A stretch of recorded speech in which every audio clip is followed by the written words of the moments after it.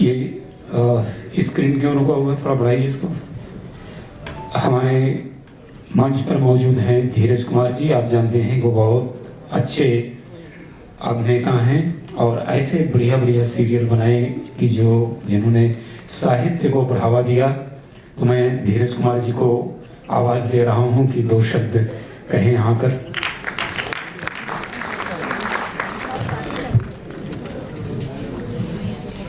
नमस्कार। कहते हैं कि परिचय शब्दों की मांग करता है। माया जी एक ऐसी शख्सियत थी, मैं तो कहूँगा है इसलिए कि जाने वाला चला जाता है, नहीं जाने वाला हमारे बीच में होता है। सिर्फ ये हमारी भावना होती है कि जाने वाला हमारे बीच में नहीं है। असलियत तो ये है कि अगर आप अपने मन की आंखों से देखेंगे तो माया जी आपको आग के बीच में ही यहीं कहीं नजर आएंगी। जैसे मैंने कहा कि परिचय शब्दों की मांग करता है, तो मैं माया जी का परिचय किन शब्दों से करवाऊं? शायद मैं इसमें असमर्थ हूं और मैं उनका परिचय शब्दों में नहीं करवा सकता। इतना ही कहूँगा कि जैसे शिव और शक्ति, जैसे हमारे राम गोविंद जी हैं, माया जी, शिव और शक्ति दोनों एक दूसरे के बिना अधूरे होते हैं। उसी तरह से मैं समझूंगा कि आज राम गोविंद जी अधूरे हैं, मगर उनकी शक्ति अधूरे होने के बावजूद भी उनके साथ है। राम गोविंद जी, अगर आप मुझे सुन रहे हैं, मैं चाहूँगा कि 1 मिनट के लिए आप यहाँ आएँ, मेरे पास आएँ। राम गोविंद जी को 1 मिनट आप लेकर आएंगे? आइए, लेकर आइए उनको।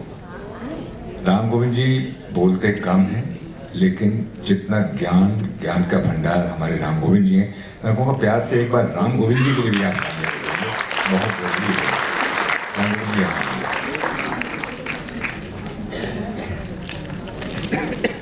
माया जी से जब मैं मिला, कई मरतबा मुलाकात हुई, राम गोविंद जी के साथ ही हुई। हम एक सीरियल बनाने जा रहे थे कृष्णा के ऊपर। तो सच बात तो ये है कि कृष्णा के ऊपर अगर माया जी की लेखनी, उनकी कविताएं या उनके गीत नहीं होते तो कृष्णा पे सीरियल ही क्या बन पाता। मुझे राम गोविंद जी ने कहा कि माया जी ने जो लिखा हुआ है वो आपके सामने है। मैं कहा मेरा यह सौभाग्य है कि मैं उनकी लेखनी को, उनकी कविताओं को अपने सीरियल कृष्णा में ले सकूं। तो मैं समझता हूं कि मैं अपने आप को भाग्यशाली समझूंगा।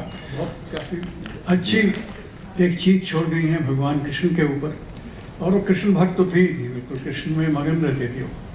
तो जो है वो उसी कायदे से आना चाहिए। मैंने तो उसको बचा के रखा है, मैंने कि ये बेचने के लिए नहीं है। राम गोविंद जी, आपके और मेरे बीच में तो हमेशा यही रहा है कि हमने प्यार से आपसे जो कहा, आपने हमारा कहा माना, और हमारा जो संबंध है वो मैं समझ सकता हूँ कि हमारा संबंध जो है, इस संबंध को लोग जानते भी हैं और जो लोग नहीं भी जानते हैं, वो संबंध ऐसा है कि वो संबंध एक लंबा चलने वाला है, तो छोटा मोटा संबंध और एक लंबे समय से चलता आ रहा है। और एक लंबे समय से चलता आ रहा है। मैं जाए तो फिर होता है, उतना समय तो हम गुजार चुके हैं, उतना अभी और गुजारना है, बाकी जो है वो ईश्वर चाहे। हाँ, यही है ना कि जिंदगी 2 दिन की है, 1 दिन गुजरा है, 1 दिन अभी बाकी है।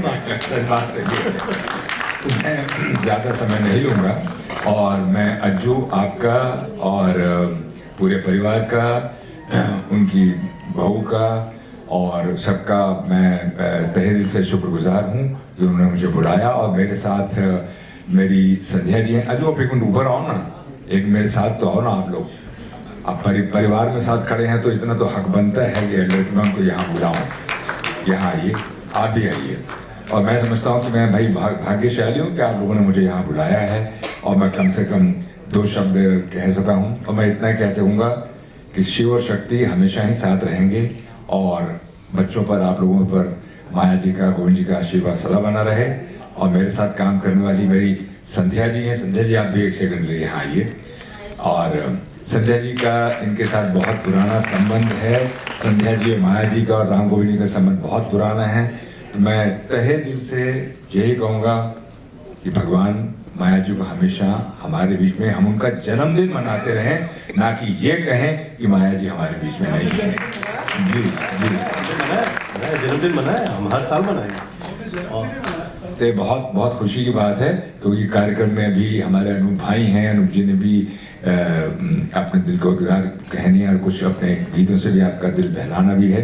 तो समय नहीं होगा, बहुत बहुत धन्यवाद, थैंक यू। एक चीज़ मैं खाली और इंक्लूड करना चाहता हूँ कि ये नहीं है, ये तो मेरा एक प्रयास था मम्मी के एक श्रद्धांजलि समारोह रखने का, पर आगे भी मैंने सोचा है कि मम्मी का नाम को और आगे मम्मी का एक पुरस्कार हम घोषित करेंगे, माया गोविंद साहित्य पुरस्कार, जो हम किसी जो नए उभरते जो उसको डिजर्व करता है, डिजर्विंग आर्टिस्ट को हम ये हर साल ऐसे करेंगे, कार्यक्रम करेंगे, मम्मी का पुरस्कार रखेंगे। ठीक है? नहीं, बहुत बहुत धन्यवाद, बहुत ख्याल अच्छा है केवलकर जी।